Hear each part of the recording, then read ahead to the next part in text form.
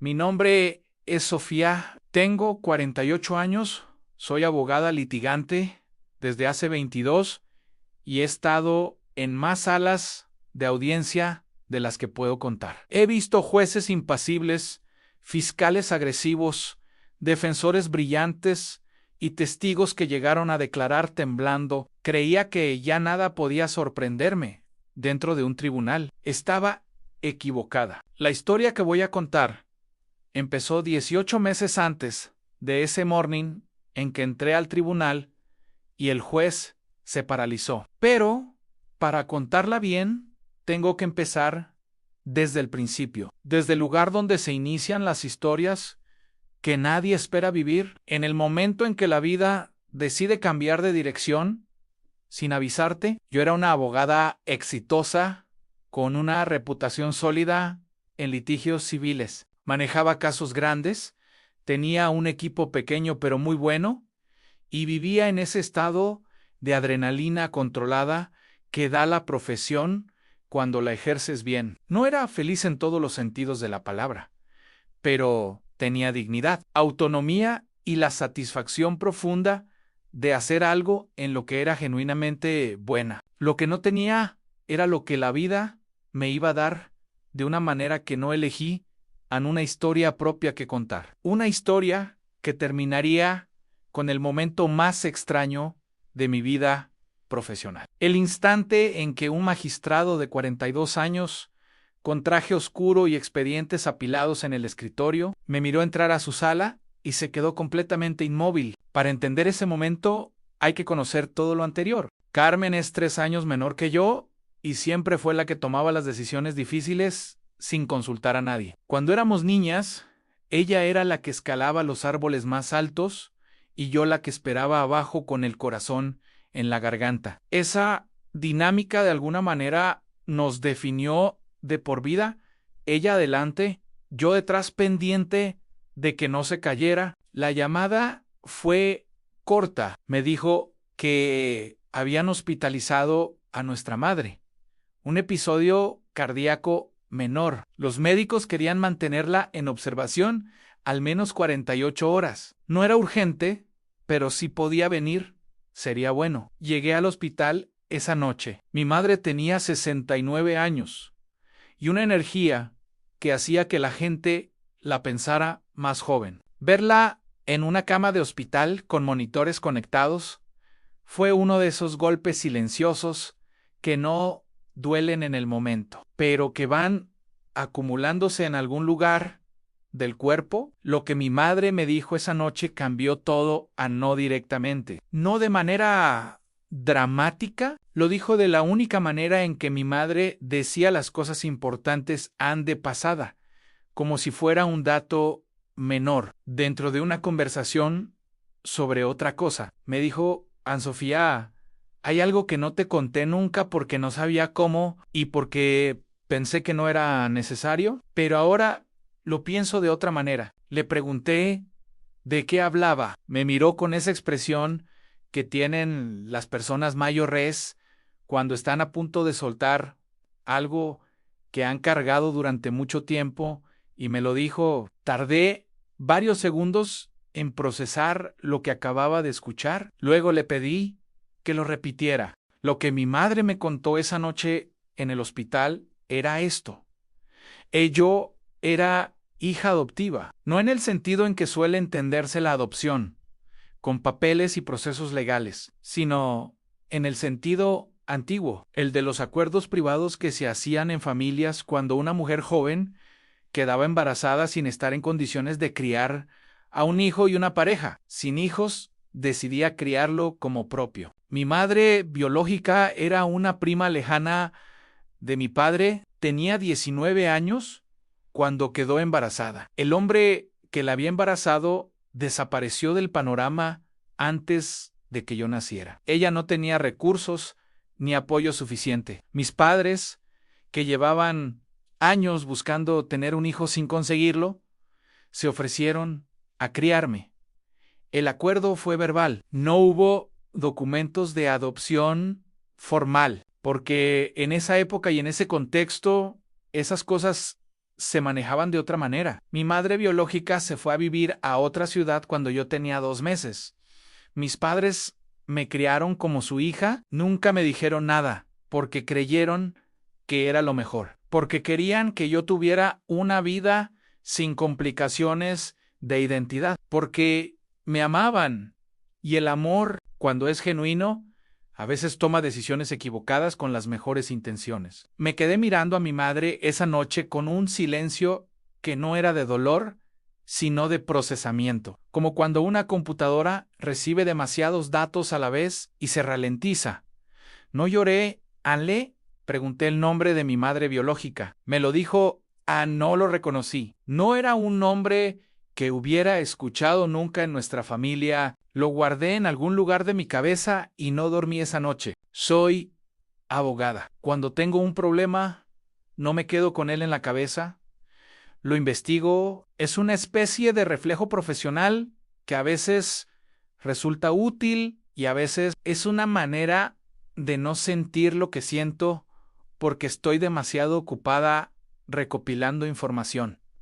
Empecé a buscar a mi madre biológica. No de inmediato, porque las primeras semanas después de la revelación las dediqué a procesar lo que significaba para mí y para mi identidad. Pero soy una persona que necesita saber para poder ubicarse, y el no saber quién era en términos de origen biológico era una incomodidad que crecía cada día. Con el nombre que me había dado mi madre y algunos datos adicionales que logré obtener de ella durante las visitas al hospital, empecé a construir un perfil. Era un trabajo parecido al que hago en mis casos al buscar personas, rastrear registros, conectar información dispersa. Lo que encontré fue esto en mi madre biológica. Se llamaba Rosa. Había vivido en otra ciudad durante muchos años y había fallecido hace 4 años. No pude conocerla. Esa puerta estaba cerrada para siempre. Y la sensación que eso me generó fue una de las más extrañas que he experimentado. El duelo por alguien a quien nunca conociste, pero que te constituye de maneras que no puedes nombrar del todo.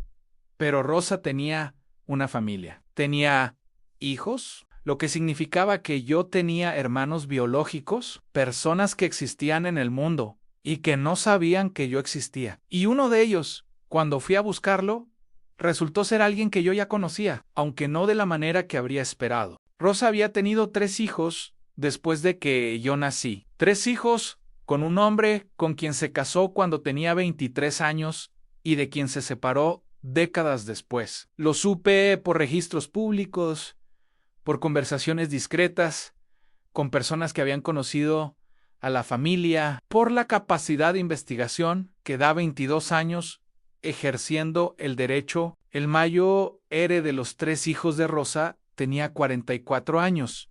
El segundo tenía 41. La tercera, una mujer, tenía 36. Empecé por el mayor porque siempre empiezo por el primero de la lista. Su nombre era Andrés. Y Andrés, cuando busqué su nombre en las bases de datos a las que tengo acceso legal, apareció vinculado a algo que me hizo tener que releer la pantalla 2 veces. Andrés era magistrado, juez de primera instancia en un tribunal civil de la misma ciudad donde yo ejercía. Un juez al que yo había enfrentado en una oportunidad años atrás, en un caso de herencias que había durado 3 años. Un juez que, en esa época, me había parecido riguroso, inteligente y levemente antipático de esa manera, que tienen algunos hombres que llevan demasiado tiempo en posiciones de autoridad. No lo había vuelto a ver desde entonces, pero ahora tenía en mis manos la información de que ese hombre era mi hermano biológico y que no sabía que yo existía. Tomé esa información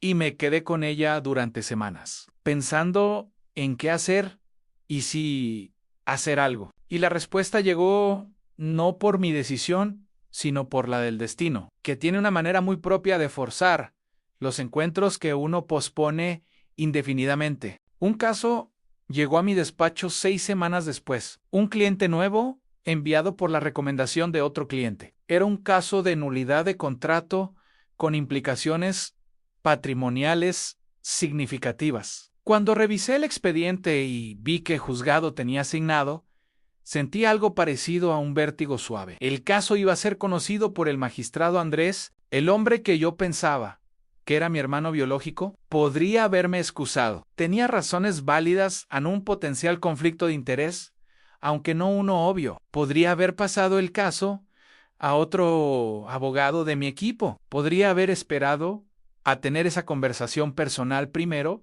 antes de volver a cruzarme con él en un contexto profesional. No lo hice porque soy como soy y porque parte de mí quería verlo antes de hablar con él. Quería estudiar su cara sin que él supiera quién era yo. Quería ver si había algo reconocible en él, alguna señal de la sangre compartida que se supone que une a las personas aunque no se conozcan. Preparé el caso, como preparo todos mis casos, con una exhaustividad que bordea lo obsesivo. Pero esta vez había una capa adicional de algo que no era del todo profesional, una especie de curiosidad que iba más allá del expediente. El día de la audiencia llegué al tribunal con 20 minutos de anticipación, como siempre. Me registré en la recepción, esperé en el pasillo, revisé mis notas una vez más y cuando finalmente abrieron las puertas de la sala y entré, vi al magistrado Andrés sentado detrás de su escritorio revisando documentos. Levantó la vista y se quedó inmóvil. La parálisis duró quizás 3 segundos, quizás 5. En tiempo objetivo era poco. En tiempo subjetivo fue lo suficientemente largo como para que toda la sala lo notara. El secretario que preparaba el acta, los 2 abogados del lado contrario que ya habían ingresado, mi asistente Marcos que estaba detrás de mí y que me dijo después que no entendió qué estaba pasando, pero que algo pasaba. Luego el magistrado Andrés carraspeó, enderezó sus papeles sobre el escritorio y dijo buenas tardes con una voz completamente neutra. Y la audiencia comenzó. Fue una audiencia profesional y sin incidentes. Presenté los argumentos para los cuales me había preparado durante semanas. El lado contrario presentó los suyos. El magistrado hizo 3 preguntas precisas que mostraban que había leído el expediente con cuidado. La dinámica fue la de 2 profesionales haciendo su trabajo, pero durante toda la audiencia tuve la sensación de que él me miraba de una manera que no era completamente neutral, no de manera indebida, solo con esa clase de atención que va un poco más allá de lo profesional, como si estuviera intentando resolver un acertijo interno. Cuando terminó la audiencia y la sala empezó a vaciarse, me estaba recogiendo los documentos, cuando escuché su voz detrás de mí, me dijo, «Anletrada, un momento, si me permite». Ahí me giré. Estábamos solos en la sala. Me miró durante un segundo y luego dijo algo que no esperaba. «¿Tiene usted parientes en Santiago de Norte?» Era el nombre de la ciudad donde había vivido mi madre biológica. Le respondí que sí, que tenía familia en esa zona, que mi madre había nacido allí, aunque había vivido la mayor parte de su vida en otra ciudad. Era verdad a medias, pero era lo más que podía decir en ese momento. Andrés asintió lentamente. Dijo a mi madre también era de esa zona.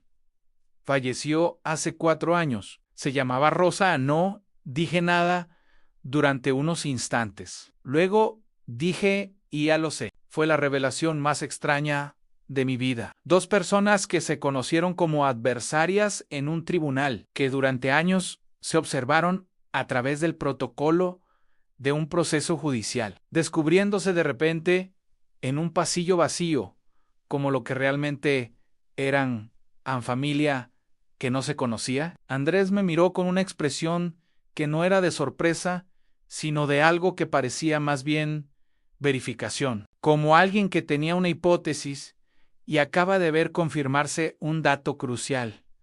Me preguntó, ¿cuánto tiempo llevas sabiendo? Le dije que unos meses, que había estado procesando qué hacer con esa información, que no quería irrumpir en una vida que no me había pedido que irrumpiera. Dijo que él lo había sospechado desde que entré a la sala, que había algo en mis rasgos que le resultó conocido de una manera que no podía explicar racionalmente, pero que tampoco podía ignorar, que por eso me preguntó por Santiago de Norten. Le pregunté si quería seguir hablándome. Dijo que sí, que era lo que llevaba queriendo desde que entré a su sala de audiencias. Quedamos en vernos fuera del tribunal. Una semana después nos sentamos en una cafetería neutral que no tuviera ninguna asociación con ninguno de los dos y hablamos durante 3 horas. Andrés me contó lo que sabía de su madre a lo que no sabía. Las preguntas que había tenido durante años sobre esa parte de la historia familiar que nunca terminaba de cuadrar del todo. Una tía que había dicho algo una vez y luego lo negó. Una foto que su madre guardaba en un cajón y que no tenía explicación obvia. Yo le conté lo que había encontrado en mi investigación y lo que mi madre adoptiva me había dicho, el acuerdo privado, los 2 meses de mi vida que mi madre biológica me tuvo antes de irse, el silencio de décadas. Fue una conversación extraña, no emocionalmente extraña, aunque también lo era, sino estructuralmente extraña. 2 personas construyendo juntas el mapa de algo que había ocurrido antes de que ninguno de los dos existiera conscientemente. 2 personas adultas, formadas profesionalmente, con vidas establecidas, que descubrían de repente que tenían un origen compartido que ninguno de ellos había elegido. Cuando terminamos el café, Andrés me miró y dijo, ¿qué hacemos con esto ahora? Le dije que no lo sabía del todo, pero que lo que no quería era ignorarlo, que si existíamos el uno para el otro, aunque fuera de una manera que ninguno había buscado, valía la pena ver qué significaba eso. Me dijo que pensaba lo mismo. Empezamos a construir algo desde ahí, sin nombre al principio, sin categoría definida. Solo 2 personas que se encontraron de la manera menos esperada y que decidieron no desperdiciar ese encuentro. Una de las primeras cosas que hicimos juntos fue hablar con mi madre adoptiva. Le dije que había encontrado a Andrés, que habíamos hablado, que queríamos saber más sobre lo que había pasado hace 48 años. Mi madre escuchó y lloró. No de culpa, exactamente, aunque también había algo de eso, sino del alivio específico de alguien que lleva décadas cargando un secreto y finalmente lo suelta. Me contó detalles que antes no había dado en el nombre del hospital donde nací, el apartamento donde Rosa vivió los meses del embarazo, las visitas que había hecho mi madre adoptiva durante ese tiempo, intentando asegurarse de que todo iba bien. Fue la imagen más humana que vi de toda esa historia en 2 mujeres que se cuidaban mutuamente dentro de una situación que ninguna había elegido y que ambas estaban manejando lo mejor que podían con los recursos que tenían en ese momento. Andrés también habló con el hermano que quedaba vivo, el de 41 años llamado Felipe. Felipe fue más cauteloso al principio, no hostil, pero sí protector de la memoria de su madre, que era comprensible. Necesitó algunas semanas de distancia antes de estar listo para una conversación. Cuando finalmente ocurrió, fue más tranquila de lo que esperábamos. Felipe era una persona reflexiva que necesitaba procesar antes de actuar. Una vez que procesó, lo hizo con una generosidad que no habíamos anticipado. Nos dijo que su madre había mencionado una vez, muy de pasada, que había dejado una niña en buenas manos, que esperaba que estuviera bien. Felipe siempre había creído que era una frase metafórica. Ahora sabía que no. Lo que siguió en los meses posteriores fue algo que podría llamar construcción lenta. No fue un proceso fácil ni lineal. No fue como en las historias donde la gente descubre a su familia biológica y de repente todo encaja y todos se aman inmediatamente.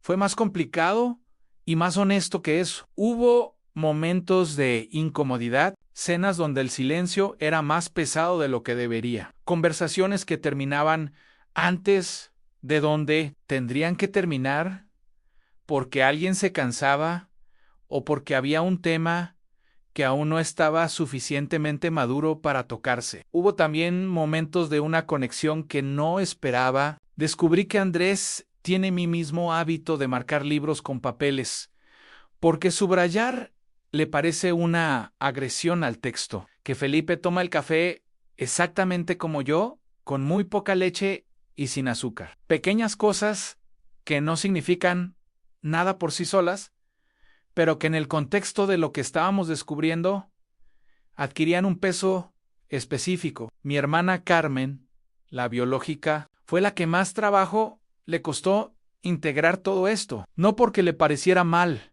sino porque Carmen protege a las personas que quiere de una manera que a veces se parece a la desconfianza. Tardó varios meses en estar lista para conocer a Andrés y Felipe. Cuando finalmente se sentaron los cuatro, fue Carmen quien rompió el hielo, diciendo algo completamente inesperado. Y muy de ella. Les dije a mis hijos que tengo hermanos, y ahora ellos quieren saber si tienen primos. Todos nos reímos. Y eso cambió algo en la temperatura de la sala. La parte de la historia que tiene que ver con mi carrera profesional fue más complicada de gestionar que la parte familiar. Lo que descubrí cuando volví a mirar el historial de mi relación profesional con el magistrado Andrés fue que el caso que habíamos tenido años atrás era relevante de una manera que no había anticipado. Habíamos ganado ese caso con un argumento que yo había construido con mucho cuidado y que había funcionado, pero ahora que sabía quién era Andrés, miraba hacia atrás y me preguntaba cosas que antes no me había preguntado. Si en algún momento él había sentido algo que yo no había notado, si la parálisis que vi en su cara el día de la audiencia nueva tenía raíces más antiguas de las que yo pensaba. Le pregunté directamente. Andrés es una persona que no esquiva las preguntas directas, lo cual es algo que también compartimos. Me dijo que no, que en el caso de años atrás él no sabía quién era yo, que no fue hasta que entré a su sala ese segundo día, ya adulta y con mi vida construida, que algo en su cara le activó una memoria que no supo nombrar en ese momento, que tardó semanas en entender de dónde venía esa sensación. Me dijo que creía que la sangre reconoce, aunque la cabeza no sepa todavía que está reconociendo que algo en él había visto a su hermana antes de que él mismo lo supiera. Eso fue lo más extraño y lo más cierto que alguien me ha dicho en mucho tiempo. Hay una cosa que no había contado todavía porque necesitaba llegar a ella desde el principio para que tuviera sentido. La segunda cosa que pasó cuando entré al tribunal ese día no fue solo el reconocimiento de Andrés, fue algo que pasó antes de que él levantara la vista. Cuando crucé las puertas de la sala de audiencias ese día, el secretario del tribunal estaba organizando documentos en la mesa lateral. Era un hombre de unos 40 años que yo no conocía. Levantó la vista brevemente, me miró con cortesía profesional y volvió a sus papeles. Pero yo me quedé mirándolo un momento sin saber por qué. Había algo en su perfil que me resultaba vagamente familiar, de una manera que no podía ubicar. Lo atribuí al cansancio y seguí adelante. Fue meses después, cuando Andrés y yo ya estábamos construyendo nuestra relación de hermanos, que mencioné ese detalle al pasar. Le dije que el secretario de su sala me había parecido familiar el primer día, sin que yo pudiera decir por qué. No seguí investigando esa pista inmediatamente. Tenía suficiente con lo que ya estaba procesando, pero tampoco la olvidé. Lo que aprendí en todo ese proceso es que los secretos de familia no desaparecen, se distribuyen, se fragmentan en pedazos que distintas personas cargan sin saber que los demás también cargan los suyos. Y cuando alguien finalmente empieza a juntar los fragmentos, lo que aparece no es una imagen simple, sino algo lleno de texturas y contradicciones que ninguna narrativa ordenada puede contener completamente. Mi madre biológica Rosa fue una persona que tomó decisiones que la marcaron y que marcaron a otros. Algunas de esas decisiones fueron guiadas por el amor, otras por el miedo, otras por circunstancias que no eligió y que la controlaron más de lo que ella habría querido admitir. Eso la hace humana, eso nos hace humanos a todos. Mi madre adoptiva fue una persona que amó profundamente a una niña que no era suya y que cargó un secreto durante décadas, porque no sabía cuánto daño haría decirlo y cuánto daño haría no decirlo. Eso también la hace humana. Y yo soy el resultado de todo eso. Un resultado que no es víctima de ninguna de esas decisiones, porque ninguna de ellas fue tomada con la intención de dañarme. Todas fueron tomadas con la intención de proteger algo, aunque ese algo no siempre fuera yo. Eso es lo más difícil de integrar y también lo más liberador, que las historias complicadas no necesitan un villano para ser reales. A veces simplemente son personas haciendo lo que pueden con lo que tienen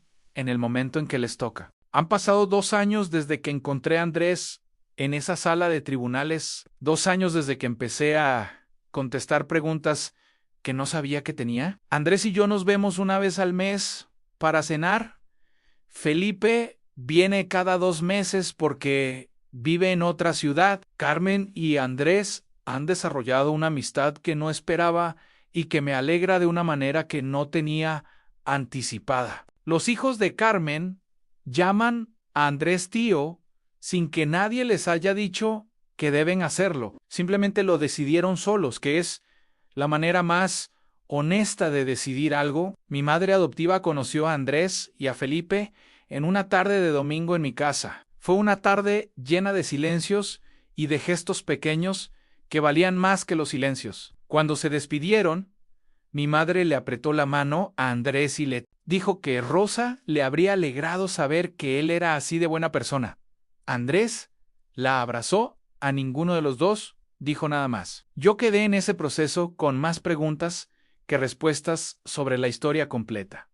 Hay cosas que nunca sabré. Hay fragmentos que se perdieron con las personas que los cargaban y que no los contaron antes de irse. Eso está bien. No toda historia necesita resolución total para tener sentido. Lo que tengo es suficiente en tengo hermanos que no sabía que tenía. Tengo una historia más larga y más complicada de lo que creía. Y tengo la certeza de que la identidad no es lo que te asignan al nacer, sino lo que construyes con lo que encuentras en el camino. Eso, al final, es todo lo que cualquiera de nosotros tiene.